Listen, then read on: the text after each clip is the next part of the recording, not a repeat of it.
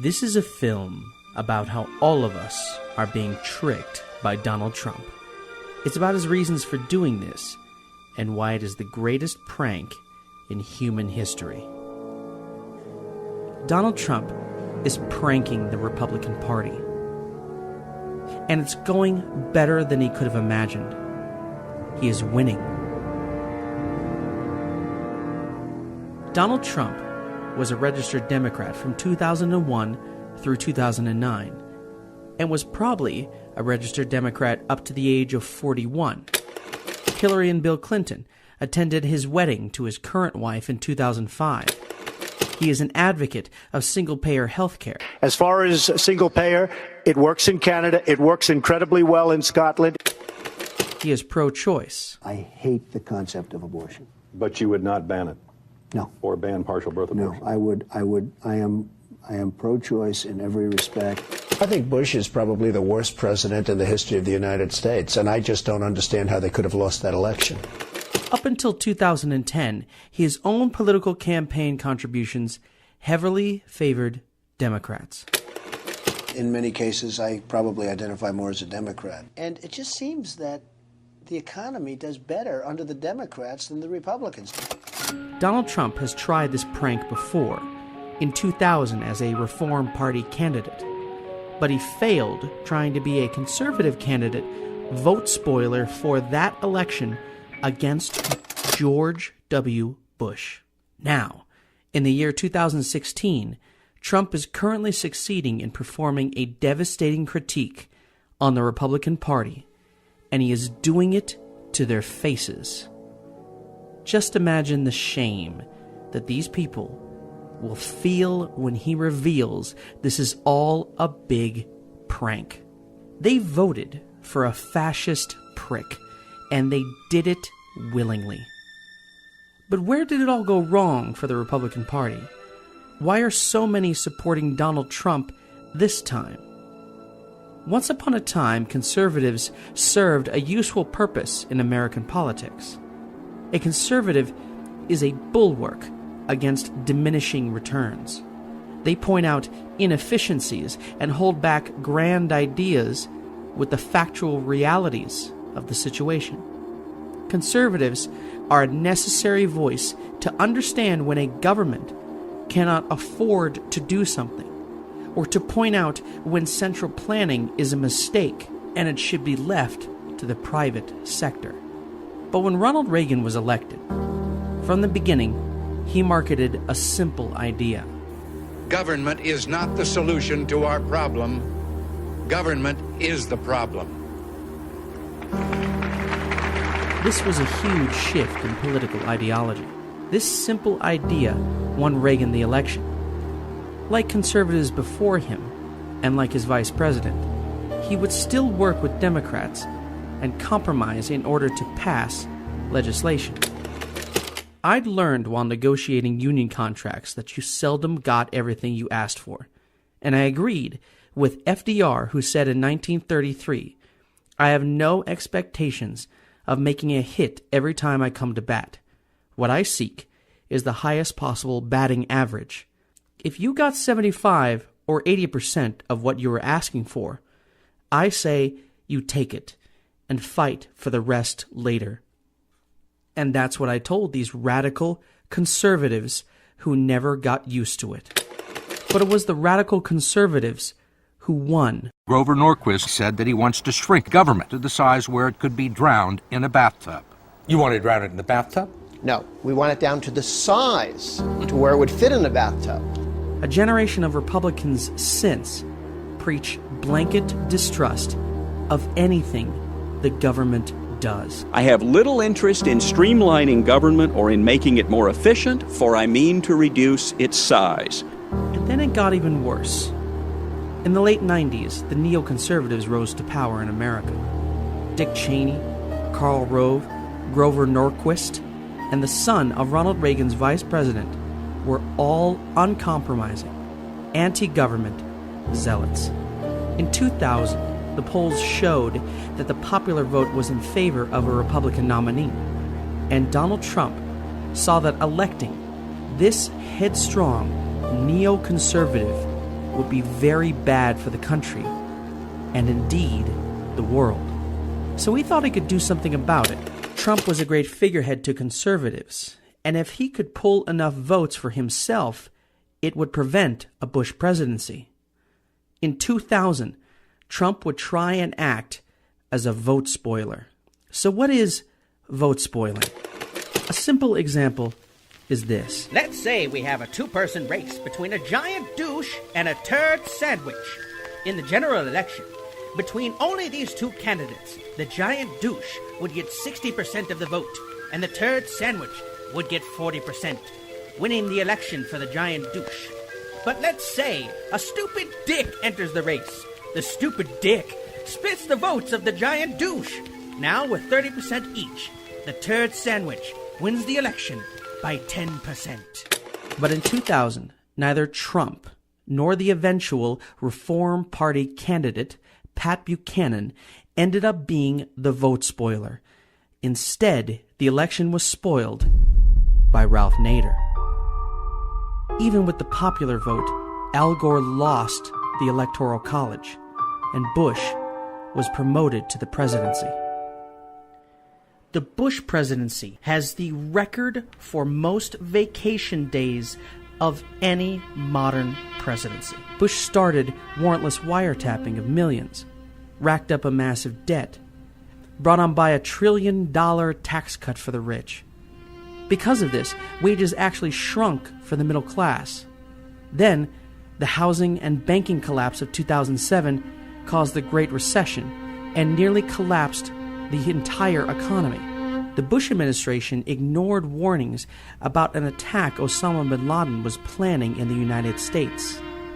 I believe the title was Bin Laden Determined to Attack Inside the United States. They ruined world credibility and goodwill after 9/11 by falsifying evidence of WMDs, launching an elective war in Iraq, inadequately equipping soldiers, botching the occupation. This caused a huge spike in oil prices because of Middle East instability, then declared mission accomplished. The wars in Iraq and Afghanistan have a price tag of $6 trillion and would see the United States government legally sanction the use of torture for the first time in its military history. This led to the total fuck-ups that are Abu Ghraib and Guantanamo Bay. And that does not even touch the Bush administration's domestic policies, like abstinence-only education, which increased teen pregnancy, purposeful disenfranchisement of voters, and a fuck-the-poor policy in New Orleans. And while all of this was happening, the one person who could have prevented it was Donald Trump. During this dark time, he must have blamed himself. If he only could have done more, acted as a bigger spoiler, he could have prevented all of the disastrous decisions of the Bush administration. The worst president in the history of the United States. Donald Trump is pranking the Republican Party because they deserve it. And it's going better than he could have imagined. He is winning. His first intentions were to act as another spoiler, probably to run as an independent against the eventual Republican candidate, perhaps Bush, Rubio, or Cruz. Now that he is winning, not only does Trump seem to be a spoiler in this election, if we are lucky, the Republican Party could destroy themselves trying to destroy him. Simply put, Donald Trump is trying to drive voters away from the Republican Party by exposing those who are destructive and ignorant enough to vote for him. They all will be brought down to the valley into the land called Armageddon, while reasonable people consider this a last straw and flee in shame. When once the conservatives acted as a positive force for reform against the specter of diminishing returns, Donald Trump is now the physical embodiment of what the Republican Party has become: an angry, emotional, desperate for power, pompous, pro-rich, arrogant, completely anti-government, superiority-obsessed clown. We're talking about our very existence, so no, we're not going to chill. In fact, it's time to drill, baby, drill down and hold these folks accountable. In 1963, Southern racist dipshit Bull Connor used fire hoses and attack dogs on peaceful protesters and children during the civil rights protests in Birmingham, Alabama. President John Kennedy later said the civil rights movement should thank God for Bull Connor. He helped it as much as Abraham Lincoln. What President Kennedy alludes to is that the cartoonish villain, Bull Connor, was a catalyst for the civil rights era. Television allowed people to see how he clearly mistreated blacks. Bull Connor set an example of how not to act, how not to behave. Bull Connor, through his contemptible behavior, swayed millions of Americans away from his world view. Does any of this sound familiar? And I'll add one additional thing. I watched the Republican debate last night, and I'll tell you what, if the right person was debating against whoever the winner of that group is, they'd have a major impact on the election.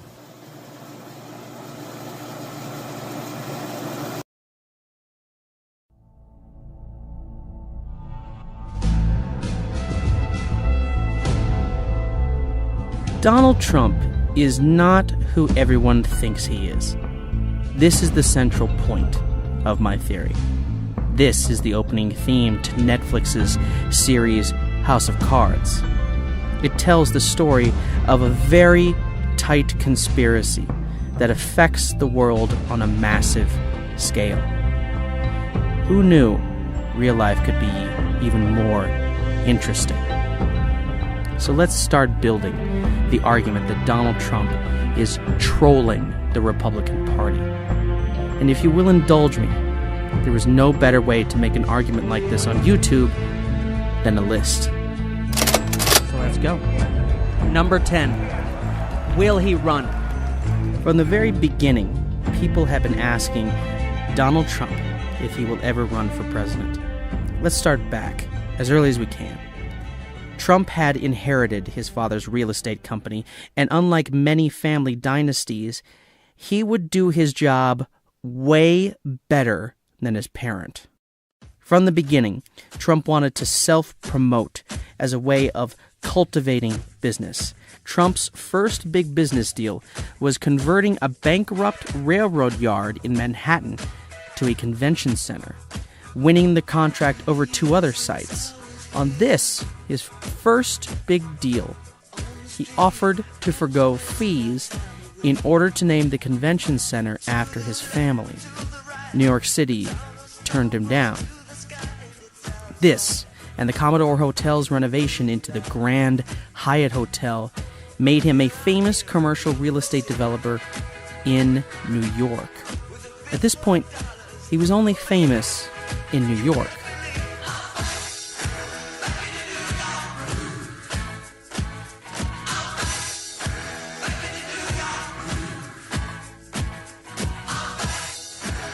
He then married Olympian and fashion model Ivana Zelznikova. They would have a daughter, Ivanka Trump. This and the building of the lavish or gaudy, depending upon your taste in architecture, Trump Tower and the Trump Hotel and Casino in Atlantic City would make him famous around the country. Trump was the perfect rich guy foil. He lavished his wealth down to the gold-plated sinks in his private plane. The American public would mock him while they would listen to his advice. Just listen to how his business advice garners a respectful ear.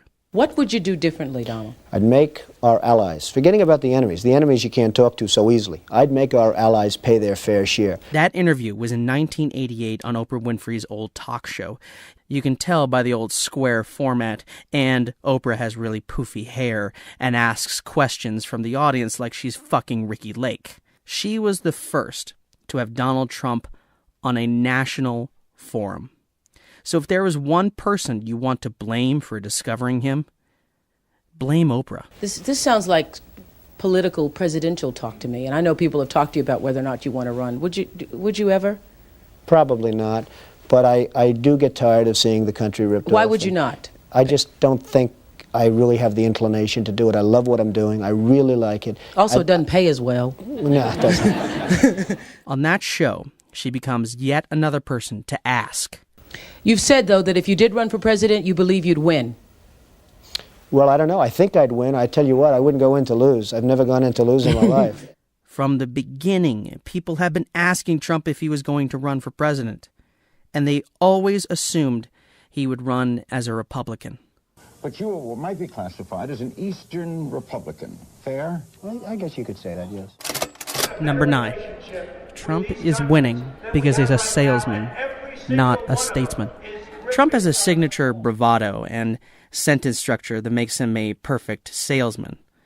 So why use that talent in politics? Trump doesn't speak like a politician. Now, we have heard that sentiment before about other politicians, but it has never really been that true until him.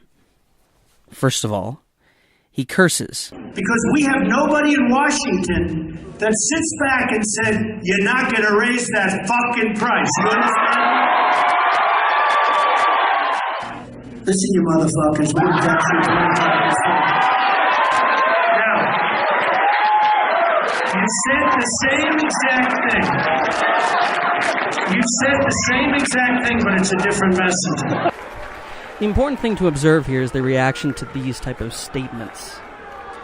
He would just get standing ovations just for saying the word fuck. Professional politicians watch what they say so they don't receive backlash from those statements. Trump never internally questions the offensive things that he says. Who is the man that said that? I have to reprimand. How dare you? Okay, have I reprimanded? Okay, I've reprimanded him. Where is she? I didn't hear that. That's terrible. Terrible. Doing that to brag, because you know what? I don't have to brag. I don't have to, believe it or not. I think I am a nice person. People that know me like, I'm really rich. I'll show you that in a second. I'm not saying they're stupid. I like China. I just sold an apartment for $15 million to somebody from China. I think you'd have riots. His stupidity is refreshing to the stupid. Now, there are two possibilities as to why he is on this path. He is either truly stupid or something else much more interesting is happening. Number 8, the two possible Trumps.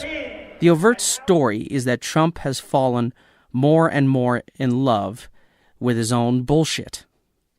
This same psychology can explain bloviating shitheads like Bill O'Reilly, Rush Limbaugh, Ann Coulter, Michelle Malkin, and Tom Leykis, and, of course, the piano key necktie. Toxic people who think the disgusted response to their repulsive and obnoxious awfulness is somehow a good sign, a sign of catharsis. They are idiots in smart people clothing. The opposite is my theory. Donald Trump is a smart person in idiot clothing. All that on the next Colbert Report tonight. We have already seen this before with Stephen Colbert during the Colbert Report. Because Donald Trump is like, I'm not the first person to say this, but I completely agree that he's my old character with $10 billion. It's not a surprise that Stephen Colbert was playing a character. Listen to how the real Stephen describes his character. Colbert once said of his character, I think of him as a well-intentioned, poorly informed, high-status idiot. For 8 years, Colbert trolled the Republican Party while wearing Republican face. He did this because they deserved it. Trump has just continued the tradition. Number 7. Trump didn't start saying controversial or dumb things until very recently. Trump has fake run for president every election cycle since 1980. This is him in 1980. Would you like to be the president of the United States? I really don't believe I would run it, but I would like to see somebody as the president who could do the job, and there are very capable people in this country.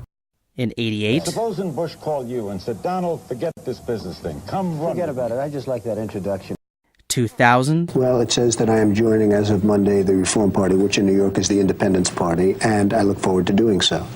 This is him in 2004, and in 2008, and 2012. This is a clever move. Running for president increases his media presence and fame permanently. Each time he would seem relevant and important, then drop out at the last possible moment. Now, something strange happened in 2008.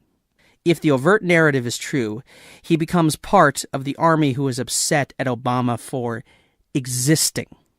Kenya, wasn't he? You think he was born in Kenya? I believe so. You don't think he was born in the United States? I don't. Why? I don't, because he won't produce the original birth certificate. It's actually been produced, though. You know he has. Have you seen it? No, he hasn't produced it. Do you think Barack was born in the United States? No, I do not. Why? Why do you think he was? Because I've seen his birth certificate. Oh, the hell you have. Nobody's seen his birth certificate. If you think this theory has merit, then at this time Trump would start to heavily troll the Tea Party by taking up their stupidest point, acting as their spokesman, and giving people a figure to codify their logical arguments against. This is when he started to go all in with trolling the dumb people. And he did it with their dumbest issue. I grew up with Wall Street geniuses, what they do in terms of fraud and how they change documents. And I'll tell you something, if you notice, those dates were 3 days later. And here's what I ask people. Who puts announcements? Here, two poor people, a man and a woman with no money. They have a baby. There's announcements in the newspaper. The grandparents did it. The grandparents. Nelson Rockefeller doesn't put announcements. Sure, there are birth announcements all the time. I've never seen one. Really? No, I've never seen common. one. I've never seen one. But why is this important to you? Because if you are going to be the President of the United States, you have to be born in this country. And there is a doubt as to whether or not he was born. Do you really feel there's a doubt? You know, I started this off by is Donald saying, Trump publicly mocking the Tea Party to their face. He did this right after the 2008 election. An election that brought us George W. Bush 2.0 in Sarah Palin. Somehow an even more ignorant, less qualified, more headstrong, more sure of herself, more incompetent, more wackadoodle dipshit had come along to further hijack the Republican Party.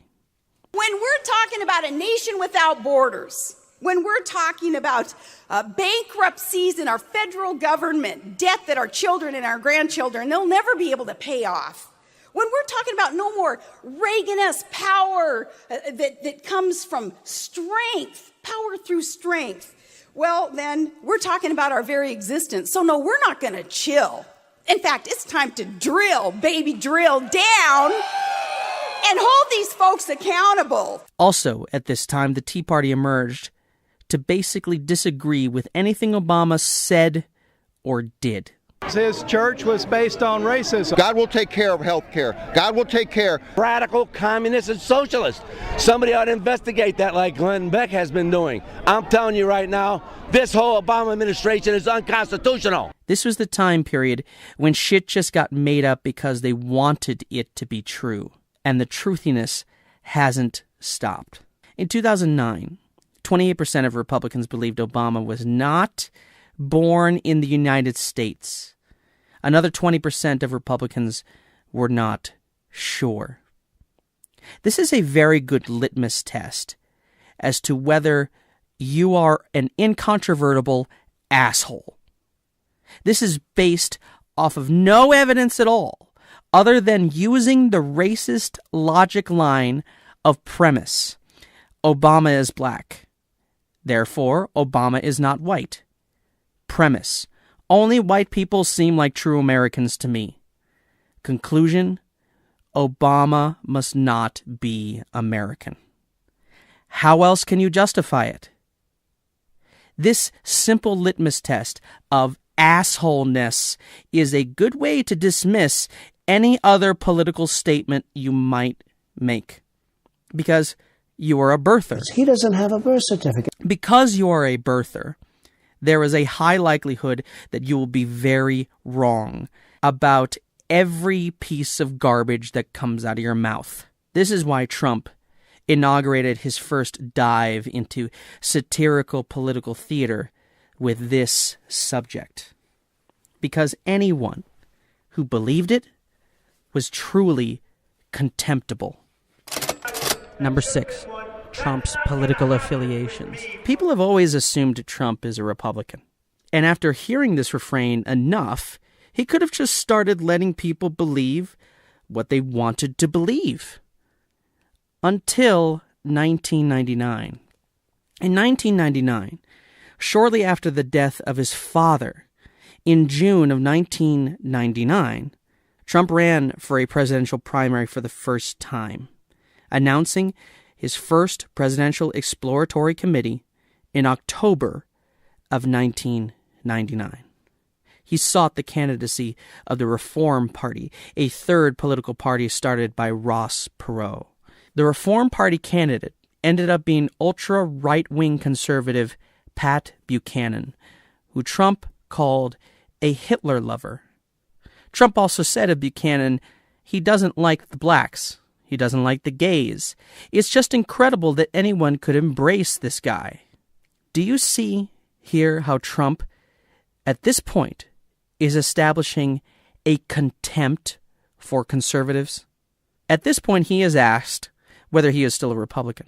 I really believe the Republicans are just too crazy right. I mean, just what's going on is just nuts. That year, he would register as an independent, never having stated that he would be leaving the Republican Party, merely stating that the Republicans are just too crazy right. And why are you a Republican? I have no idea. I mean, I am a Republican because I just believe in certain principles of the Republican Party. Does that sound like a person whose heart is fully into supporting the Republican Party? Or is it someone beginning to play the game? But you are what might be classified as an Eastern Republican. Fair? Well, I guess you could say that, yes. Which means kind of a Rockefeller, Chase Manhattan Republican? I never thought of it in those terms. He is even asked if he is a Bush Republican, and he wouldn't agree to it. Are you a Bush Republican? No, I think I'm really, the people that I do best with are the people that drive the taxis. You know, wealthy people don't like me because I'm competing against them all the time, and they don't like me, and I like to win. As we just said, 10 years later, he would leave the Republican Party.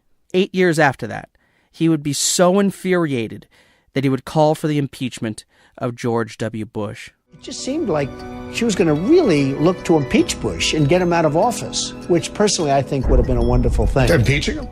To me, this seems like Trump is a guy who is calling himself a Republican simply because that is what people expect of a wealthy land baron.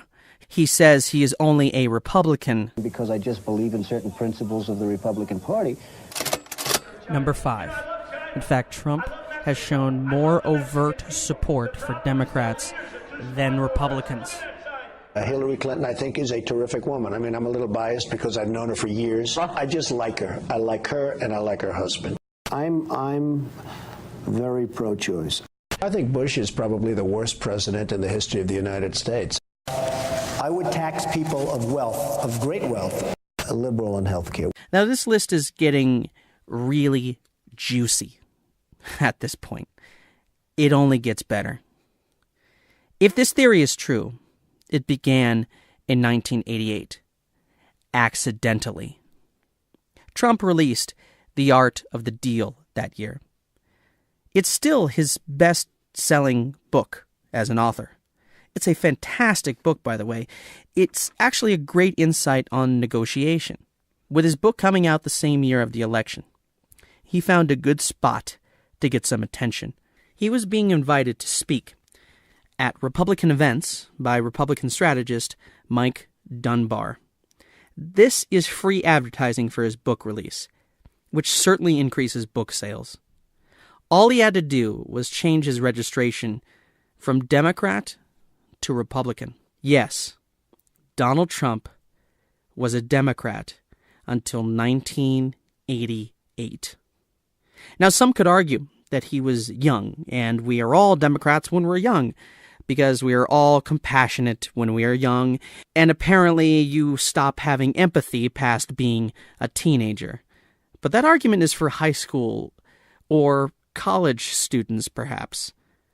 Not 41 years old, which is how old Donald Trump was in 1988. Well, then why are you a Republican? I have no idea. This, to me, reveals his core nature. Well, then why are you a Republican? I have no idea. I have no idea. I have no idea.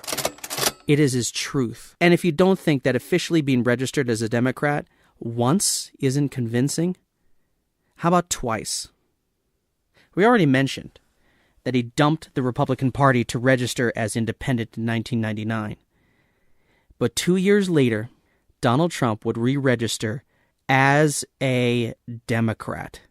Trump would be a Democrat until 2009, when he registered again as a Republican. For one thing, I really believe the Republicans are just too crazy right. I mean, just what's going on is just nuts.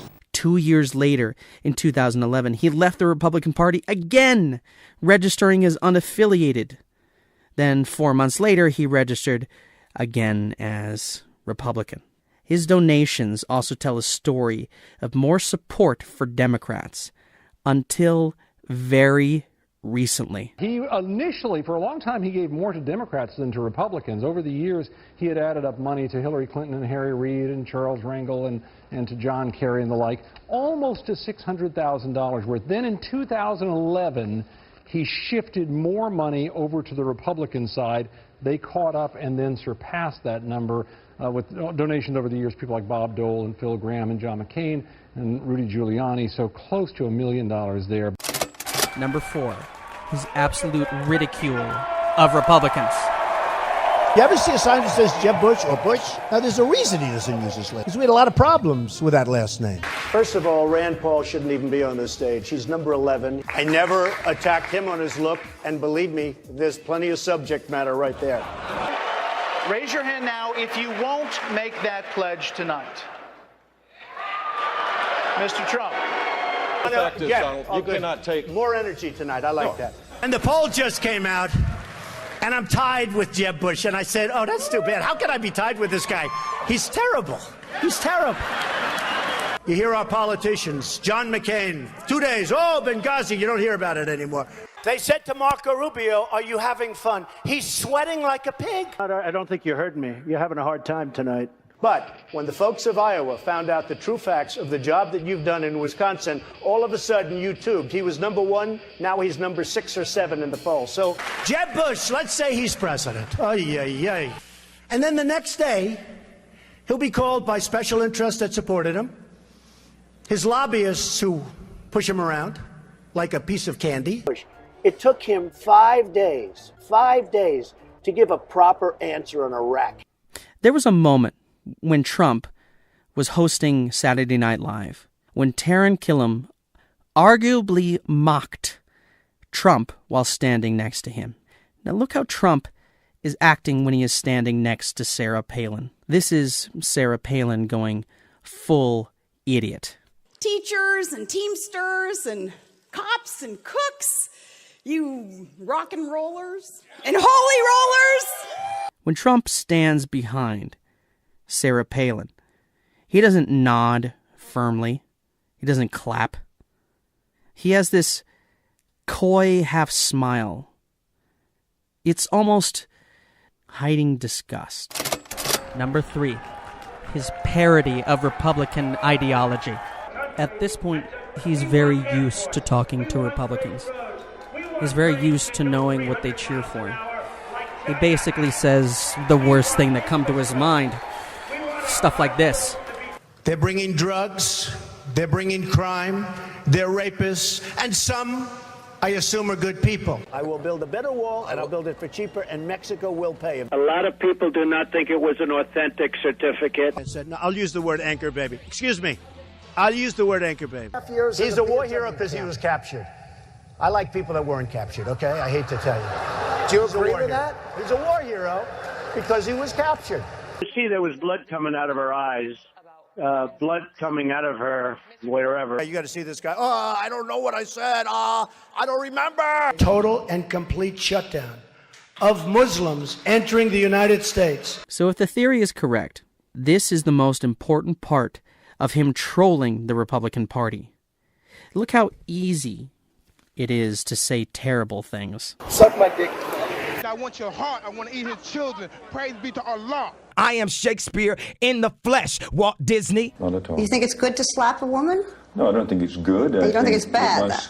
I don't think it's that bad. I think that it depends entirely on the circumstances and if it merits. Honestly, I think we should just trust our president in every decision that he makes, and we should just support that. So when Donald Trump goes the easy and evil route by blaming immigrants, for example, he does this as a way to mock those that blame immigrants. We need to seal our borders, but not just the southern border, but the northern border, the Pacific border, the Atlantic border, every border there is. We need to have a system that tracks you from the moment you come in, and then when your time is up, whether it's 3 months or 6 months or 9 months or 12 months, however long your visa is, then we go get you. Immigration without assimilation is an invasion. When he says Muslims should be banned, he's actually mocking those that blame Muslims. I would not advocate that we put a Muslim in charge of this nation. I absolutely would not agree with that. Members of Congress who are claiming that Muslim extremists have infiltrated the highest levels of the U.S. government, even maybe working side by side with Secretary of State Hillary Clinton. The evidence they point to, however, well, it's questionable at best. Representative Michelle Bachmann and 4 of her Republican colleagues in Congress are calling for an investigation because of what she terms the possible deep penetration, her words, of Muslim extremists into the U.S. government. When he advocates bombing the hell out of people, he is mocking those that do the same. Bomb Iran, you know, bomb. We will carpet bomb them into oblivion. I don't know if sand can glow in the dark, but we're going to find out. Agrabah, as Disney fans may know, is the fictional home of Aladdin, and according to the PPP poll, an average of 30% of Republicans in the poll would like to bomb it. Not surprisingly, that figure spiked the highest among Donald Trump's supporters. When he talks about how terrible the Iran deal is, even though he knows nothing about it, that is him mocking Republicans who do the same thing. This deal doesn't dismantle one centrifuge. It doesn't close one site. No one trusts Iran. I don't trust the leadership of Iran. There should have been a clear recognition on their part that Israel has a right to exist as a Jewish state. I wouldn't have started these negotiations to begin with. So when he says something like this, he's a very divisive person, which is why he brings this kind of stuff up. And he should have devoted more time to working on a good nuclear deal with Iran instead of what he's doing, because he has just been a disaster for our country. This is him imitating and mocking Sarah Palin. This is the redneck version of a whiteboard. And on this lists the scandals that are destroying America, Greta. No evidence, just truthiness. Truthiness is anyone can read the news to you. I promise to feel the news at you. Gut feeling that you want to be true. Number 2, Trump can't help but have principled stands on many liberal issues. Everybody's got to be covered. This is an un-Republican thing for me to say, because a lot of times they say, no, the lower 25%, they can't afford private. But universal health care. I am going to take care of everybody. I hate the concept of abortion. But you would not ban it? No. Or ban partial birth abortion? No, I am I am pro-choice in every respect. I hate the concept of guns. I'm not in favor of. In many cases, I probably identify more as a Democrat. And it just seems that the economy does better under the Democrats than the Republicans. We have totally incompetent people. Now, some people say they're bad people. I don't think they're that smart to be bad people. I just think, honestly, I mean, a lot of people get angry when I say, I don't think they're bad. I think they're stupid. I think they're incompetent. All of these things explain how Trump seems to have contradictory points of view. The man is simply lying so much that he can't be consistent. Back when this happened, Trump confessed to the whole thing. Soon after the interview, Trump admitted that he was John Miller and called it a joke gone awry. Okay, so there's no story here then, is there? All present-day Trump needed to do was quickly reconfirm that it was him. I guess the simple question this morning, are you aware of the tape? Is it you? No, I don't think it, I don't know anything about it. You're telling me about it for the first time, and it doesn't sound like my voice at all. And the number one reason is how negatively this affects his business prospects. Well, call it another Trump dump. Macy's is now cutting ties with Republican presidential candidate Donald Trump. Univision says it's dropping out of the Miss USA pageant and cutting business ties with Donald Trump over comments he made about Mexican immigrants. I know you're suing Univision for $500 million. What about NBC? They've parted ways with you. Are you going to sue NBC? In light of the recent statements made by the presidential candidate in the U.S. media, we have suspended sale of all products from the Trump home decor range. This never would have happened had he not run for president, for real. The loss of his business prospects were from a direct effect of his recent idiot speak. The only way to get back favor and reputation is expose yourself as having never believed this crap at all. So let's talk about the most important aspect of this number one reason. His daughter. This is a conspiracy. And conspiracies are very, very hard to cover up. If, say, more than 3 people know about it, it almost always gets exposed. He wouldn't have trusted anyone with the knowledge of this conspiracy other than maybe 3 or 4 family members. How do we know this? He said it himself. I tend not to confide. I really tend not to confide. I'm very closed in that sense. Now, I think that's my own, maybe, guarded mechanism. So who has he told? His wife? His sons? His daughter? Perhaps that's it. They share the burden of the truth. Ivanka Trump is like her father, in that she is better at business than her father.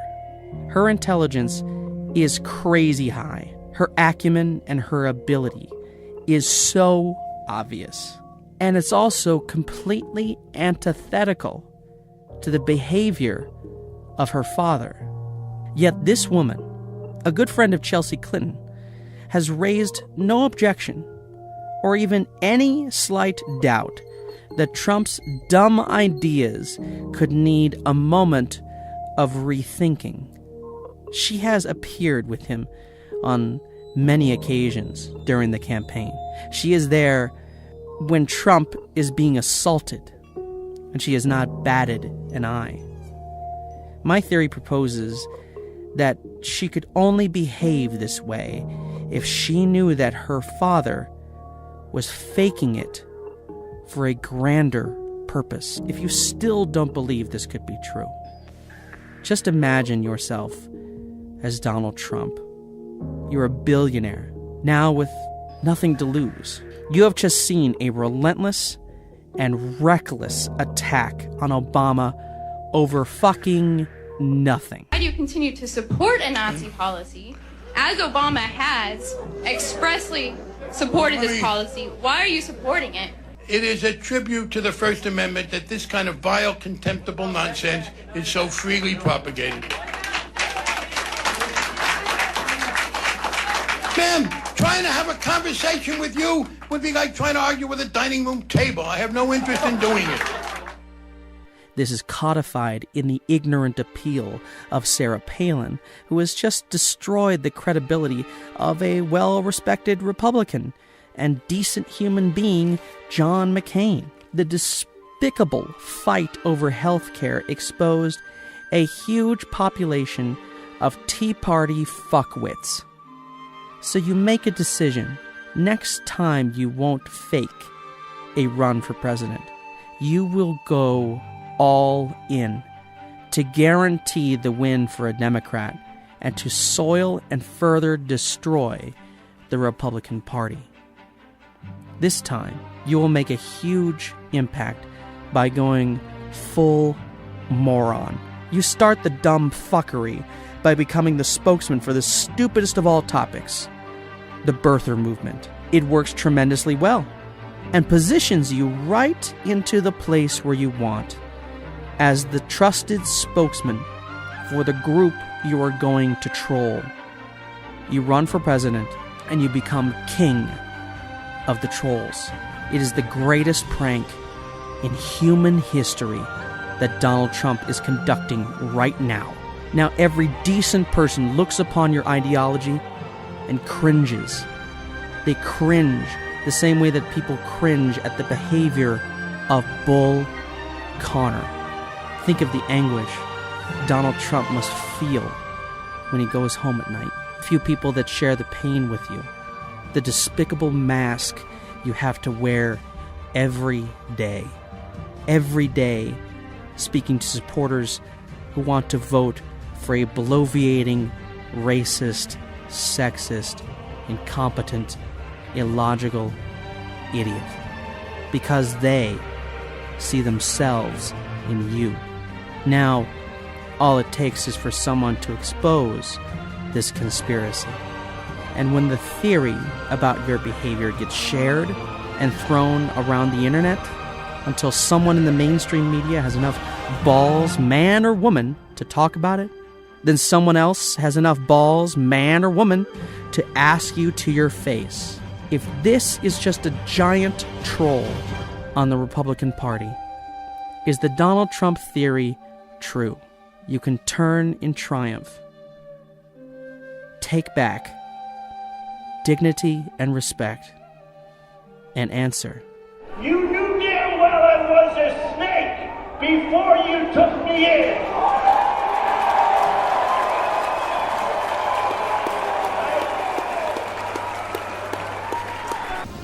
What is the most important thing in your life? I think, generally speaking, family. I think it's very important. Stability. I like to say continued economic success. You would always say the most important thing would be health for yourself and the people around you and the people that you love, because that's ultimately the most important thing. 1 Minute History with Cass Anaya on YouTube and the podcast can only be heard if you share this with your friends, post it, and talk about it with others. You can support 1 Minute History for free on Patreon, and for those of you who have supported, we thank you. Next week, we are going to talk about the Fine Brothers and how they think they own reactions. Thank you for listening to 1 Minute History. My name is Cass Anaya.